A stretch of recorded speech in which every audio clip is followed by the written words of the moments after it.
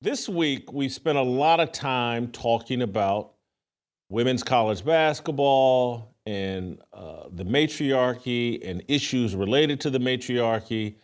And it's caused me to have an epiphany as I follow the news cycle. And it's called one of the epiphanies I've had is just like, what a struggle we have in this country admitting mistakes. And we've made a monumental, massive mistake that we're very reluctant to admit, and it relates to the vote.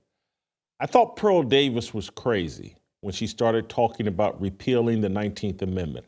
I thought she was just doing it to be shocking. I don't think that anymore. We'll talk about it today.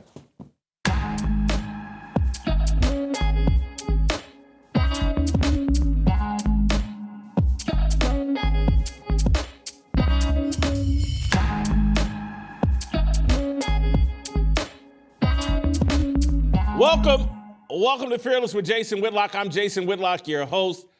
Happy Thursday. Thank you for joining me. Today's show will be awesome. I'm going to do it solo because I'm going to say things that I should be the only one facing the repercussions for saying what I'm about to say on today's show. But I think it's important and it's coming from a real place. And so we will have an awesome show for you today. The first thing you can do if you want to support this show, the easiest and best thing you could do is go to blazetv.com/fearless and sign up for a subscription to Blaze TV. It is critical that we have subscribers because the kind of content that I produce, the algorithms on YouTube and on Apple simply will not support them. And so the best way to support this show is by supporting Blaze TV. Go to blazetv.com/fearless. Get your subscription today. Use my promo code fearless. Get $20 off. That's the best thing you can do.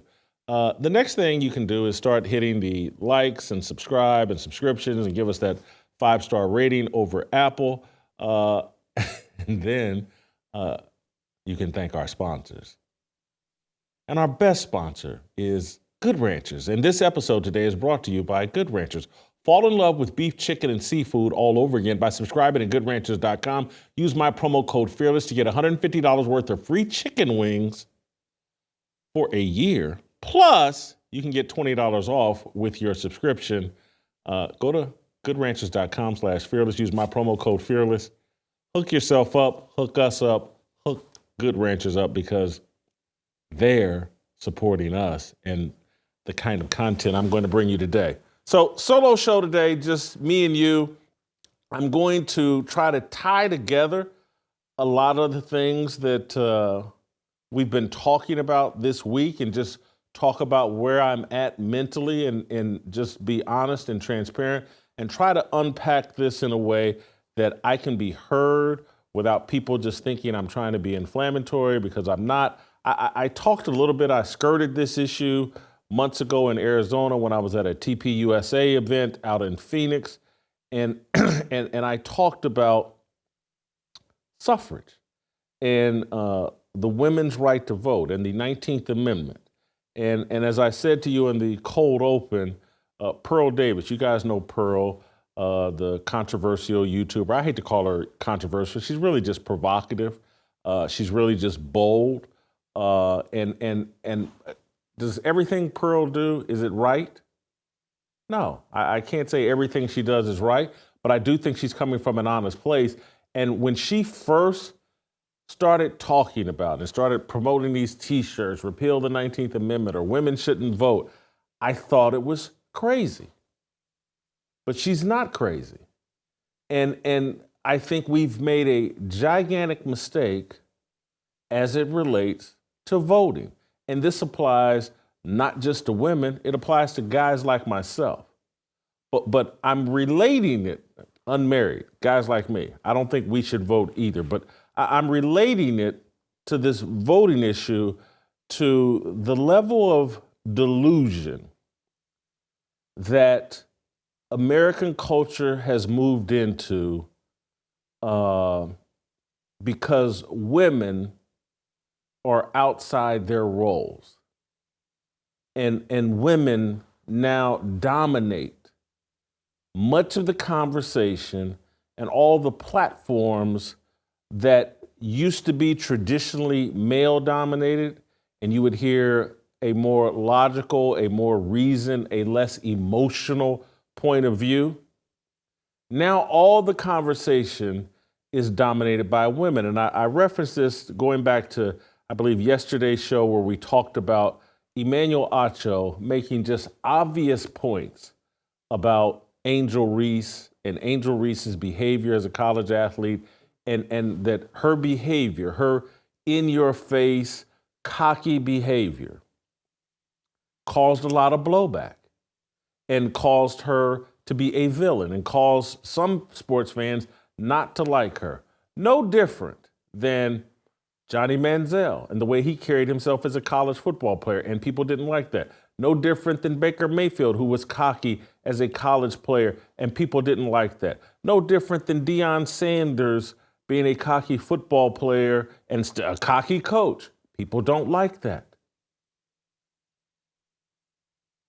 Angel Reese carried herself in a way that was cocky and over the top and lacked class. And so Emmanuel Acho makes the obvious point, but because he sits on a TV show where a woman has to chime in and you have to fit a conversation around the emotions and feelings of a woman, Joy Taylor, instead of having an honest, rigorous conversation about Angel Reese and her behavior, we now have to deal with the emotions of a woman and the feelings of a woman. And facts just start evacuating the entire conversation.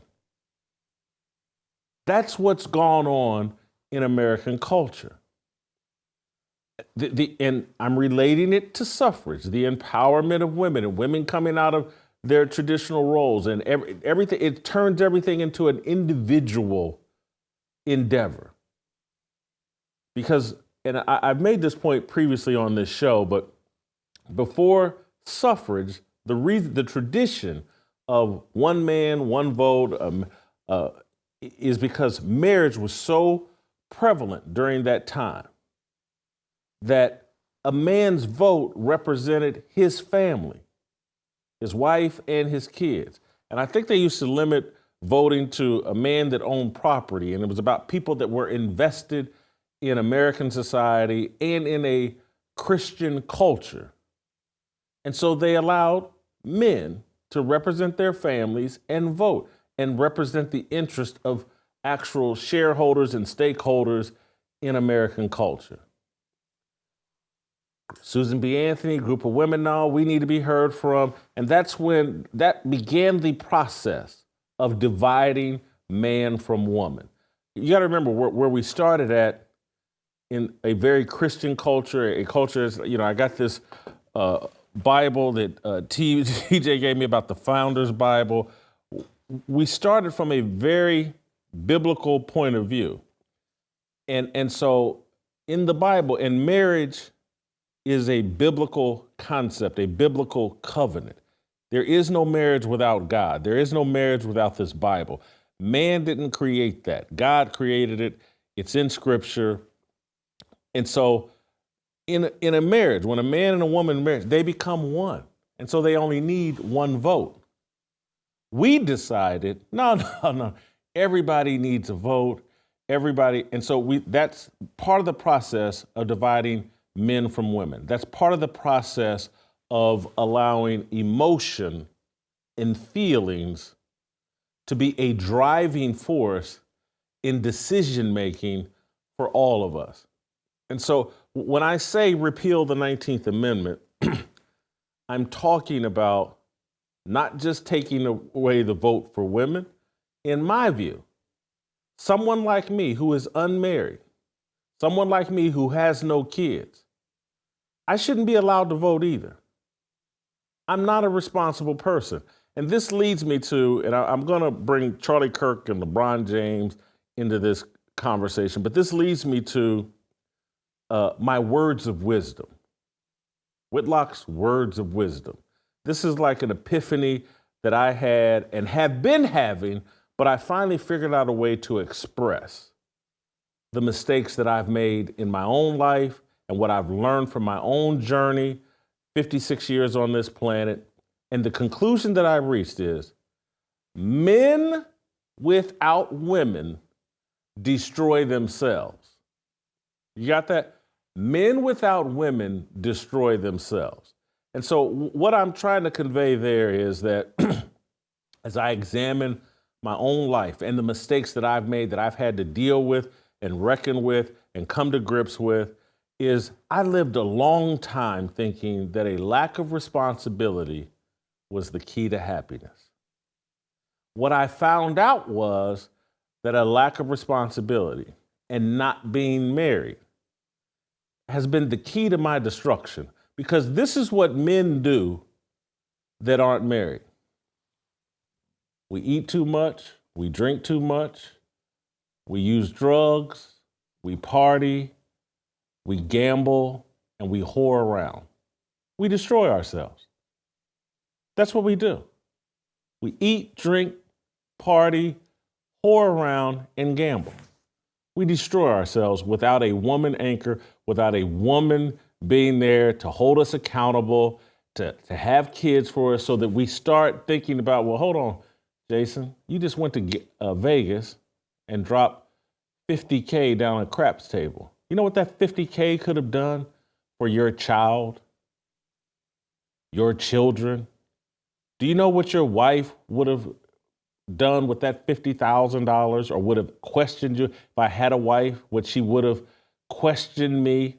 You just did what? You dropped $50K down a craps table? Are you crazy?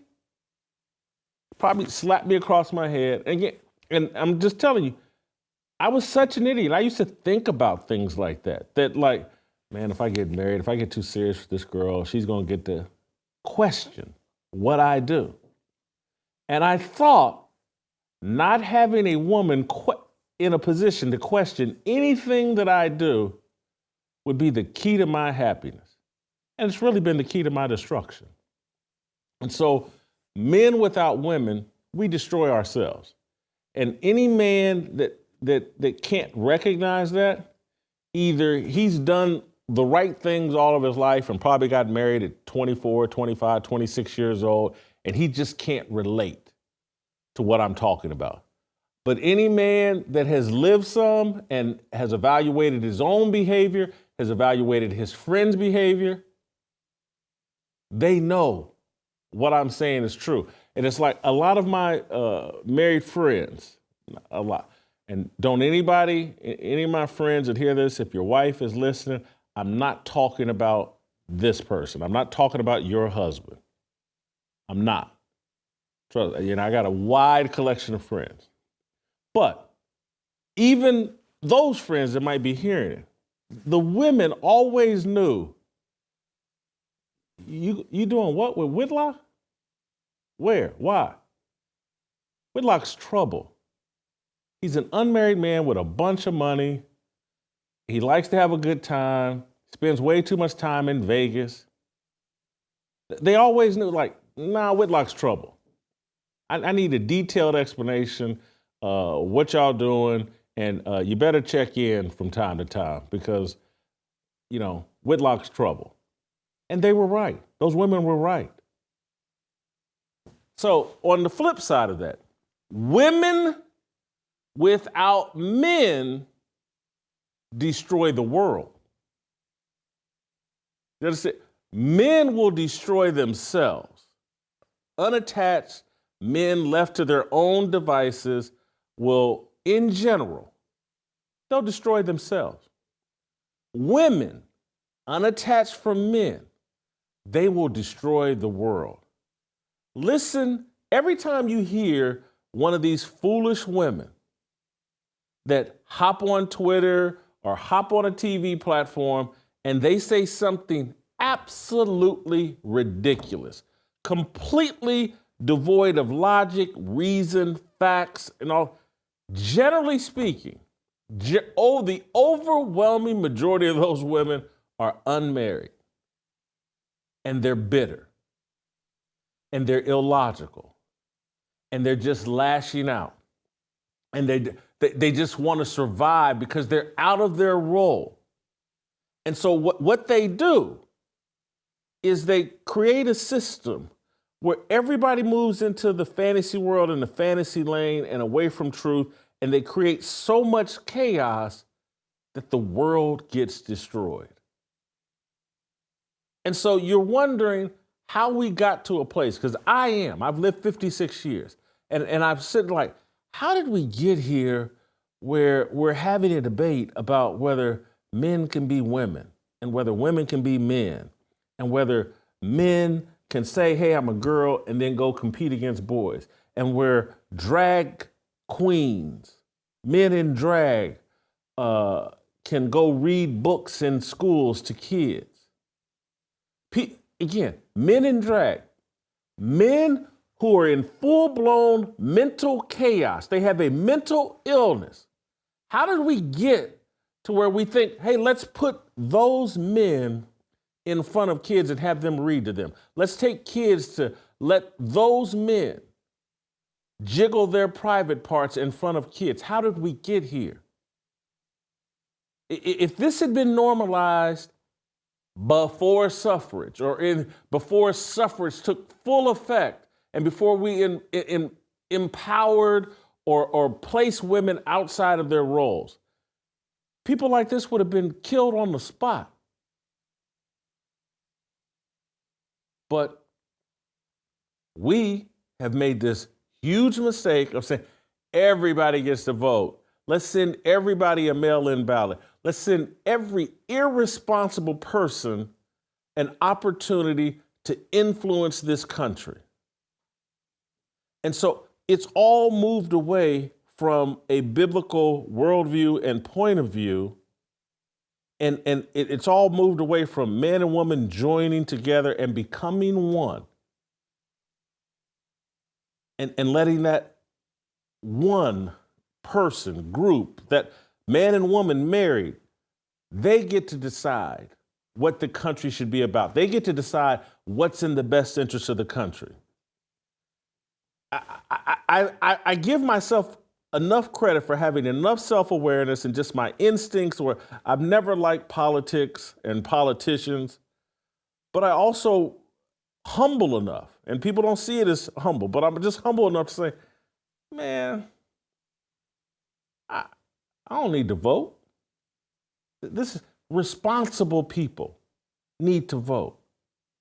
People that are worried about, hey, what's this place going to be like for my kids need to vote. And so when you hear me talk about only married people should vote, I'm talking about man and woman, because all this other stuff we're calling marriage isn't marriage. It's not biblical. Marriage is a biblical creation. I'm only talking about men and women married, have kids and a family. They should vote. We've been suffering ever since we went this suffrage route, ever since we went this route of everybody gets to vote, whether they have an ID or not, whether they can read or not, whether they're drug-free or not, whether they're a responsible person or not, everybody gets to vote. And we have massive chaos in this country. And it's really impacted the chaos and everything that we have going on in this country. And so when I want to go back to the words of wisdom deal, and I just want to add this last little point as it relates to women. Women without men will destroy the world. And I say that because if you really evaluate women, they build nothing and they destroy everything. And that's not a criticism. That's a fact. That's a fact. Go through the history of the world, look at all the inventions that have defined the history of the world. Who invented them? Who built them? And again, oh, it's because of sexism. If it wasn't for sexism, they would have done it. No, they wouldn't. It's not who they are. And I don't say that to diminish them. We are two distinct groups, men and women. We have different roles. We were made slightly differently. We're both image bearers of God. There's equality between us, but our roles and our mindsets are different. And both groups, men without women, they're out of control and need to be looked at skeptically. I'm talking about me. And women without men who aren't in marriages, they need to be looked at very, very skeptically. They've turned everything into a clown show and every conversation into a clown show. And I want to give you an example. Here's Charlie Kirk, who's trending all over Twitter in the last 24 hours because he made some common sense assertions. And some of these assertions are similar to what Pearl Davis has made. And so, you know, there are some women out here that can see the truth and are dealing with truth, but Pearl Davis is being vilified by both men and women because we're stupid. But here's Charlie Kirk making a very non-controversial point, in my view, about women over 30. Play the clip. We've basically told a great generation of young women, don't get married, don't have kids, go get a corporate job, and it's created mass political hysteria. And then in their early 30s, they get really upset because they say, you know, the boys don't want to date me anymore because they're not at their prime. And people get mad when I say that. Well, it's just true. If you're in your early 30s, I'm sorry. It's like you're not as attractive in the dating pool as you were in the early 20s. But again, you have your corporate job and cats, so I thought you know. So that comment, people have gotten all upset. Oh, how dare he say that? Women start sending out pictures of themselves. I'm 36. And I still look better than such and such. I saw some woman, and again, this is the type of idiocy that we've legalized and platformed, and we have to have discussions around. I saw some woman, 54, that tweeted out, I'm 54, picture of herself, and I'm still more effable than Charlie Kirk was any day in his life. These are the people we're now having to debate. That a 54-year-old woman would tweet out, I'm 54 and I'm more effable than Charlie Kirk. Who cares? What grown, mature person would define themselves that way? Why does that woman need to vote? She's an idiot. She's unattached from men. Because again, if she was attached to a man, her husband, she'd think about her husband and say, I better not say that. You know, I have a husband to answer to. And he's not going to like that. And I don't need to brag about being effable because I'm in a marriage. There's a man that loves me and disciples me and mentors me. There's a man that I'm in partnership with. But because she's not, she's comfortable tweeting that out. And all these young people, this is just an obvious fact. And I saw people tweet out like, Charlie Kirk got married at 30 and his wife was 34. Charlie Kirk's not making a statement about the decisions he made in his life. Or maybe he's saying, you know what, I regret not getting married earlier. And so does my wife. Thank God we found each other. Thank God that, you know, I was on the hunt and looked out and was able to get married. But he's just stating an obvious fact. That we've introduced this culture of delaying marriage. And everybody, get you a job and get your career settled and do this and do that and then get married. And we have no idea that that's why that contributes to our astronomical divorce rate.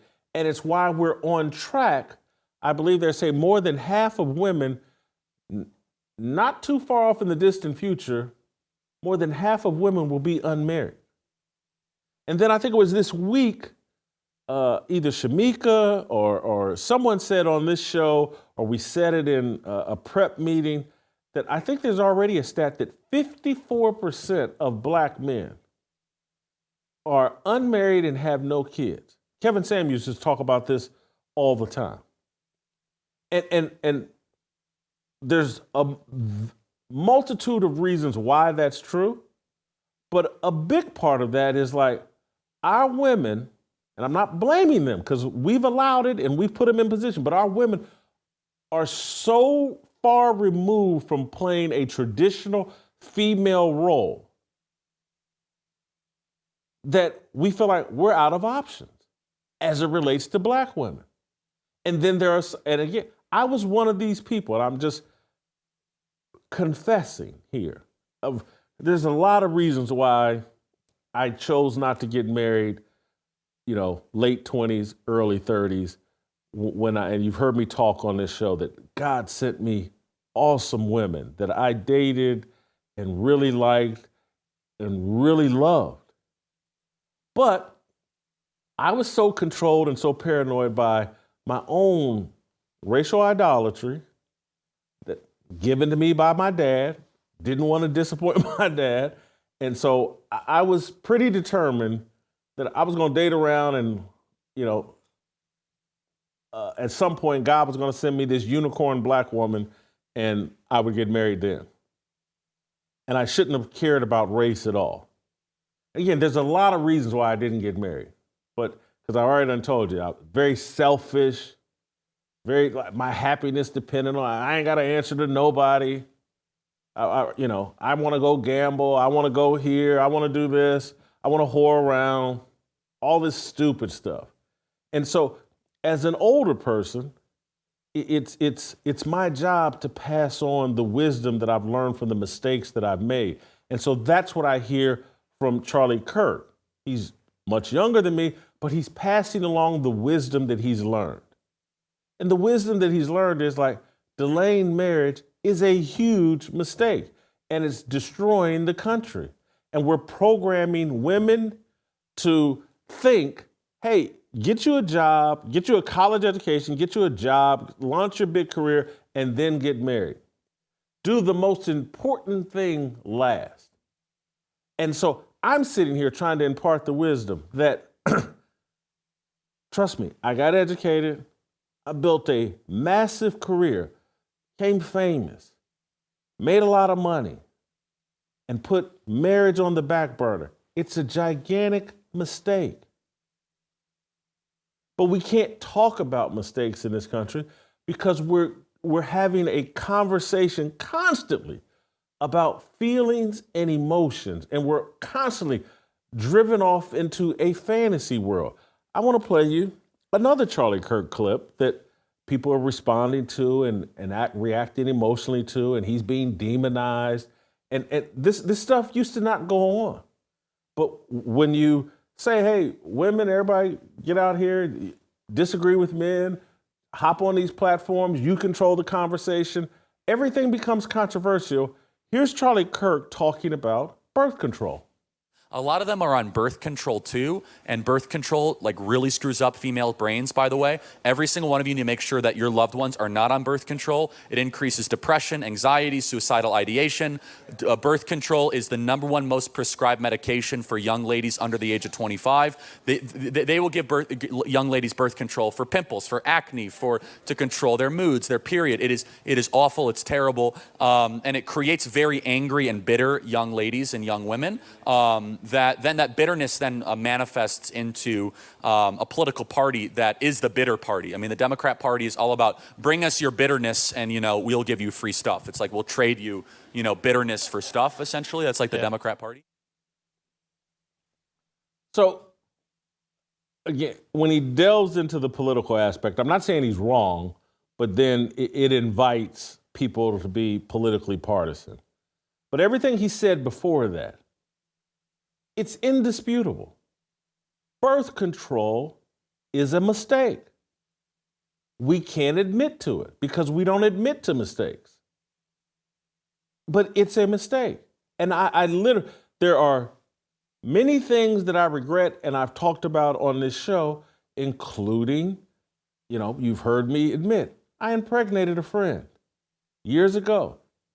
She had an abortion without my knowledge, told me a year later. And I'm not saying that to protect myself because I'm saying I may have been stupid enough years ago to allow her or to consent to her having that abortion. But I didn't know about it. But I've had to admit to that mistake. The other mistake I had to admit to, never really discussed and talked about, but again, as we've learned more about the damaging impact of birth control, when I sit here and think about the women that I pressured into taking birth control to protect me because I wanted to be irresponsible, because I wanted to do something ungodly, and I think about the potential damage that woman or women did to themselves taking birth control at my behest. That's on me. That's a mistake I have to cop to. And so this whole point I'm making about suffrage and just the empowerment of women into roles that really just aren't designed for them. It's so much bigger and broader and more important than people realize. That we've allowed a conversation. Again, the man says something clear as day about birth control, and then there are people reacting as if, how dare this man criticize birth control? Only a woman should be allowed to talk about that. He's out of his role. We can do whatever we want. Birth control is empowering. Abortion is empowering. Slaughtering your baby in the womb to protect your career, that's empowering. Taking birth control that damages you and causes all kinds of side effects, that's empowering. And only a woman should be able to talk about my body, my choice. Just in the wrong role, just way out over their skis. The systems, the world, the planet works better when there is responsible male leadership and when we can have conversations without worrying about whose feelings got hurt. And anytime you set a woman, or the overwhelming majority, obviously Shamika comes on this show quite a bit, 2 or 3 times. She comes on this show as often as anybody. And so she's just different and has a different mentality. But the overwhelming majority of women, once you start talking facts and remove logic and remove emotion and feelings out of the conversation, she gets upset. And she tries to manipulate and control the conversation with her emotions and feelings. And that's why the truth is under such attack. Why you can't say the truth. Again, it's why censorship and all these speech laws they've so feminized the culture. We've so empowered women that we went from sticks and stones will break my bones, but words will never harm me, to now thinking words are the most harmful things on the planet. And if someone says something I don't want to hear, I've been harmed in a way that they can't say that. If you connect all the dots, how did we get to a point where, oh my God, they said Christ is king and I'm offended? So someone says, hey, you need to clean up this behavior or that behavior. Oh, I'm offended. And as a black woman, you can't say anything to Angel Reese because we suffered racism and there was slavery once. The entire culture has been feminized. Words used to not harm us. We used to be able to sit down as men and say really awful things to each other, but just deal with the facts and shake hands, grudgingly agree to disagree, or come to some sort of compromise after we've said the truth. This feminized culture that we have, women have to be in DEI. This is why it's all so important. They want a woman sitting in every place of decision-making and power so they can inject feelings and emotions and delusion into the conversation. How did 3 lesbian women start Black Lives Matter and start the whole narrative, oh man, the police are just out here killing black men. Oh, every time I drive down the street, you just see a dead black body and you know the police did it. How did we do? 3 lesbian women. 3 women, unconnected from men, created a movement that led to the destruction of things men had built. Are you following along? This is a very uncomfortable truth we're going to have to deal with. And we're going to have to admit some mistakes. And you'll sit here and you'll say, oh, Whitlock's sexist, and I can already, Media Matters, or whoever these people are, that someone will go to my Wikipedia page and write up what a terrible person I am. Whitlock says women shouldn't vote. They've already done that based off the TPUSA, but I'm telling you the ramifications for this feminized conversation that we have going on in this country, and how once they get you talking about lies and delusion, once those 3 women that started Black Lives Matter got us talking about lies and delusion, what were the ramifications of that? Hey, let's defund the police. Let's eliminate bail. Let's start letting criminals in and out of jail for virtually no reason. Violent criminals, let's let them in and out of jail. The delusion of those 3 women and what they sparked, and moving the conversation so that people were having legitimate conversations and discussions about something that just wasn't true. The police were not and have not been randomly killing unarmed black men. I don't care how many little anecdotal evidence prove, oh, look what happened to George Floyd. Look what happened to this person or that. Those are anecdotes. The facts don't back it up. The stats don't back it up. It was delusion. And then there's ramifications from that. Serious ramifications. Ramifications that destroy the world. I want to pause here for 1 second and take care of, our great friends and our great purpose here at Fearless, preborn. Abortion has been the greatest sin in our history as a country, and it happens every single day. And unfortunately, overturning Roe v. Wade was only the first step in a long list of steps towards eventually cleansing our country of that horrific stain on its conscience. The ministry of preborn empowers young expectant mothers in crisis to choose life. Preborn has rescued hundreds of thousands of babies' lives through ultrasound. When a woman considering abortion visits a preborn center, she gets to hear her baby's heartbeat and meet that precious child on ultrasound, and it's a divine encounter. The majority of time, she will choose life for her baby. I'm very proud. You guys know how proud I am to be partnered with Preborn. It gives us a purpose. It changes our worldview.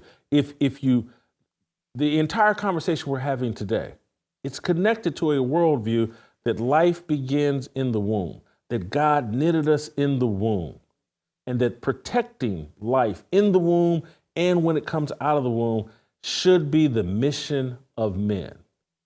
And there are hard decisions we have to make as men to protect life in the womb, outside the womb, but it is our responsibility. And one of the small things, one of the great things we can do is support an organization like Preborn. They share our worldview. They put the work in. Our money's not wasted when we give it to Preborn. It goes to pay for ultrasounds. It goes to pay for the material items that a woman will need and that child will need the first 2 years of that baby's life outside of the womb. 2 ways to give. Hit pound 250, say the keyword baby. That's pound 250, keyword baby. Or you can give the way that I prefer to give, preborn.com/fearless. That's preborn.com/fearless. When you do, send me an email at fearlessblazeshow@gmail.com. The other thing, and I just, Preborn, we got to support Preborn. I'm throwing this extra thing in about something you just clicked in my mind. I want to remind you guys to email me about. And Please support preborn. Period. Now I'm moving on to a second reason why I want you to email me. fearlessblazeshow@gmail.com. Guys, on Wednesdays, we do a prayer call.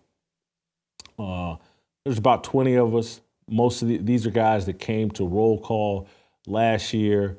But we're about 20 strong every Wednesday. It's been going on for almost a year and a half now, maybe 2 years. It's been great. And the reason why it's been great is for things like last night. We've been having an issue in my family. My brother participates in the prayer call, and we've been having an issue in my family. And so part of our prayer is first we have just a conversation, catching up with each other, and figuring out what's going on in each other's lives, and asking for, is there anything specific people need to pray about? And then we pray. And then we have another conversation afterwards, just small talk, what's going on with people, sharing different things going on in our lives. And I'm always amazed that every time someone puts something on the table, there's someone in our group that has experience in that area and can offer some type of help. And to see it benefit me and my family, last night as we worked through something in our family and we shared it with the group, and instantly, I'm not gonna say Chris's last name, but Chris is like, oh man, I've been through that. You guys should contact me. I got some great advice, some insight, someone that I believe can help you all. So I say all that to say, if there's any of you out there that would like to participate in our prayer call, would love for you to send me an email at fearlessblazeshow@gmail.com. TJ will send you the information, the link to join us on Wednesdays. I think we do it at 5:30 p.m. every Wednesday. Want to invite you in on that. All right, so I want to transition back to my conversation about suffering and suffrage. And there was a woman this morning, I think her name's Natasha Alford. Yeah, Natasha Alford. She tweeted out something about Angel Reese and something going at Emmanuel Acho and talking about how Emmanuel Acho was adultifying Angel Reese by calling her grown. Let me read the tweet and take all the mystery out of it. Go back. In referring to her as grown, Acho ironically is revealing the way Black girls and young women are adultified, dehumanized, and held to a different standard regularly. There is no gender neutral or racially indifferent take here about Angel Reese. He's proving it. So I saw this tweet from Natasha Alford, and because again, my whole mindset all week, and basically off of yesterday's show, I'm just thinking about like, man, how have things gotten so crazy? And just I'm looking at Charlie Kirk and what's going on with him, and I'm just looking at examples of just like women and men just saying things that are totally illogical. I'm like, how did we get here? How did we get so far removed from truth? And so I saw the woman's tweet and I tweeted back, adultified. Maybe the NFL can plaster in adultifying in its end zones, all because he called a grown woman grown. Some people can pretend to be offended by any and everything, and I'm advising people to avoid those people. So Natasha Alford then tweets back, I woke to a bunch of angry and toxic responses to my tweet about adultification because someone named Jason Whitlock retweeted it to his audience. I need those people to understand the internet is not real. Just as I calmly pointed out this well-studied concept yesterday, I will calmly mute the crazy replies. So she had sent me an article from USC that has some kind of mealy mouth, word salad explanation of what adultification is. And this is another example of like, Emmanuel Acho says something, These women go to work on, well, how can we dispute what this man has logically said? How do we dirty up this conversation and move it to some area that has nothing to do with truth, has nothing to do with reality? And so, there's a study from USC that defines adultification as some kind of, and literally, I went and read what it's some kind of racial bias where white people talk about young black people as adults and they're adultifying them. And in the USC deal, they say it's a newer term, and it's an example of the left and this crazy feminized world that we have where no one takes responsibility for anything. There's always an excuse that academia comes up with for any and everyone's failures. And it's generally white supremacy. It's to blame for everything, or some type of privilege and bias, or basically it's all about male. The patriarchy has ruined everything, and they adultify people, and white people adultify black kids. It's racial bias, and it's all removed from reality. And people like this woman, she's a contributor for CNN. She goes on CNN and spreads this kind of illogic. She's given a seat at the table to spread delusion. And so in a response to her, I walked her through what adultifying really is. And again, I don't care what USC says. I didn't go to USC. I barely graduated from Ball State, but I've lived 56 years now. And I know what adultifying is. And adultifying has nothing to do as it relates to Angel Reese, who's 21, and as it relates to a lot of these young black people. They're adultified long before they ever meet a white person. Mama and daddy adultify young black kids, and white people adultify some of their kids in the exact same way.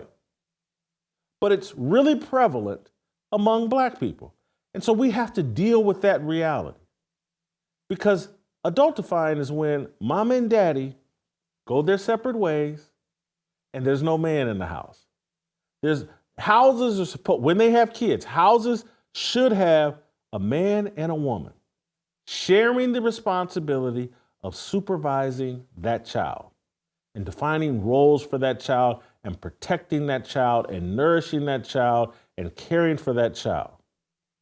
When daddy gets pushed out of the house, or mama chooses drugs, or mama chooses a boyfriend, or mama chooses anything else other than the two people that created that child caring for that child, they've adultified that child, because the statistics will prove, and do prove, that children that aren't supervised by both parents are more likely to fall victim to sexual exploitation and lean into sexual experiences way earlier than kids who are supervised by mama and daddy in the same home.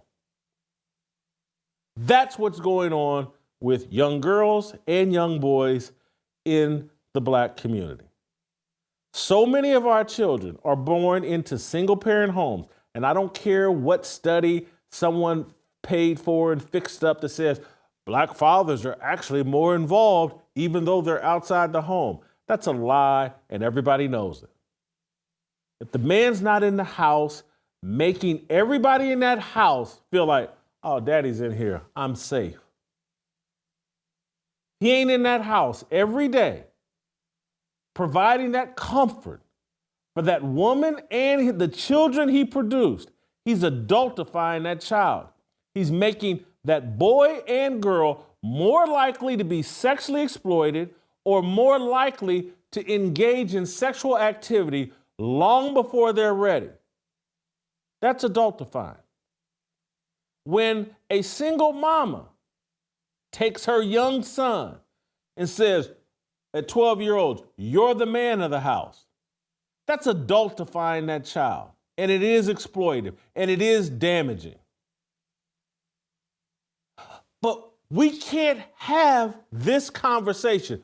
Turn on any of these television networks, turn on any of these media outlets, and see if that conversation ever transpires. Instead, they get some overweight, angry woman to go on TV and say, oh, Emmanuel Acho called a 21-year-old woman grown. He's adultified her. No, no, no, no, no, no, no, no. We have to, if we want to fix and improve anything, we have to deal with the reality. If you want to know, and again, it's discussed all the time privately, not in public spaces, but privately. Black people are having the conversation like, man, what's going on with our young people? Man, you know, we had a gay person or two or three when we were in high school, but good Lord, all of these kids are bisexual or gay now. What's going on? I don't understand. They've been adultified. There was no supervision in the home. They were sexually exploited. It's a fact. And we need to have that discussion. We'll never have it because we've installed women at the head of the Black community, and they're not going to talk about what their irresponsible behavior has led to and caused. And so they're going to come up with some delusional explanation. Well, it's Emmanuel Acho calling Angel Reese a grown. That's the problem. If Emmanuel Acho would quit calling 21-year-old women grown, oh, how much better the world. Now, keep in mind, Emmanuel Acho is Black. Just imagine if this had been a white person who said that Angel Reese was grown. Oh, my God. That's what the slave owners said when they would come in and rape a 19-year-old girl. They would say she's grown. It's all a deflection. The most manly, mature, humble, biblically approved thing that a man could do is admit a mistake and correct. That's a sign of maturity. That's a serious person. Not in women's nature to admit a mistake. I'm not saying that to be harsh. I'm not saying that to be adversarial. I'm saying that we're built differently mentally, and we're built to play different roles. And it's why the Bible prescribes male leadership, because a man is more likely to say, I effed that up, and I'm sorry. Let me see if I can fix it. I'm not saying he's going to follow up. And I know some of you women are like, man, you heard my husband, the mistakes he's made, and he'll cop to them, but he won't correct. I'm not saying he'll be perfect and correct. I'm saying he's more prone to acknowledge a mistake. And that's where we need to go back to in this country. We have to acknowledge mistakes. The mistakes we're making right now. Everybody's real comfortable. Well, 150 years ago they had slavery. That was a mistake. Oh, 80 years ago there was Jim Crow. That was a mistake. Everybody's comfortable talking about mistakes they were uninvolved in or mistakes they can benefit from now. But the mistakes we're making today, we don't want to address them. Birth control? Nah, let's don't talk about it. Delaying marriage? Nah, let's don't talk about it. Suffrage? Making politics this whole individual thing and everybody just looking out for their own selfish interest? A vote should represent a family. A vote should represent a man and woman in marriage attending to the kids that they created. That's who should vote. This whole mentality, everybody's vote or die. It's a mistake. And again, there's a group of people that, hey, no IDs, no nothing. Everybody gets to vote. My cousin that sits on the couch smoking weed all day and used to be addicted to crack cocaine, he needs to vote. Everybody should have a say-so. No, they shouldn't. That's one of the big problems we have is we've given kids too much say-so. They're not ready for it. We're adultifying kids by giving them too much say-so. Kids should do what they're told because it's in their best interest. And I used to be a kid that bucked up against doing what I was told. But my father forced it on me. My mother forced it on me. They allowed me to be a kid. And they never got all caught up in, oh, I don't want to hurt Jason's feelings, or, he needs to have a voice here too. No, I didn't. I wasn't ready. Not everything is for everybody. And we've given everything to everybody, and we're now paying the price for it. And so, Pearl, oh, you're an apology. I thought you were crazy when you were questioning the sanity of the 19th Amendment. I thought you were just trolling for attention. I thought you were just doing it for likes and traction. No, there's some truth to what Pearl is saying. Not everyone should vote.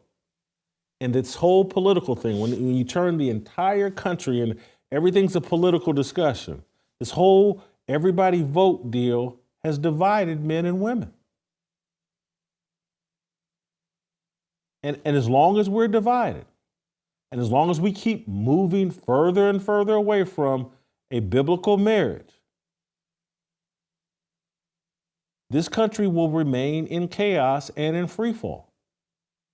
And I say that knowing I made horrible mistakes in my younger years, in my 20s and 30s. Should have got married.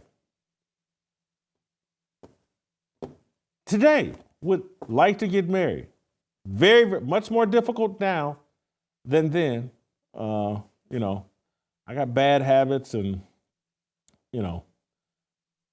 things that the women that I like probably maybe aren't who I should marry. Hard to correct that, the things you like. But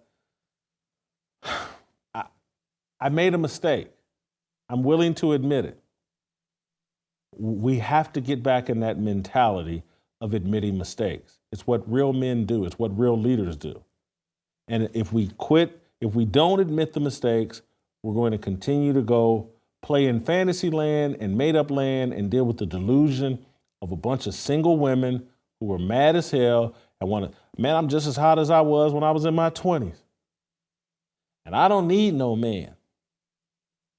And I'm not responsible for any of this. The white man did it all.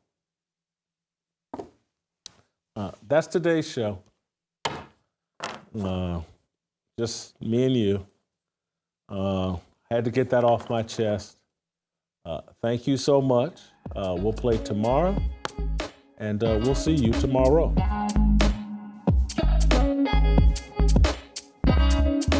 Waiting for the countdown, coming off the breakdown, standing in line for freedom. Looking for a breakout, feeling like a standoff, nothing in life like freedom. Came in like a fighter, striking like a ladder, making all these moves for freedom.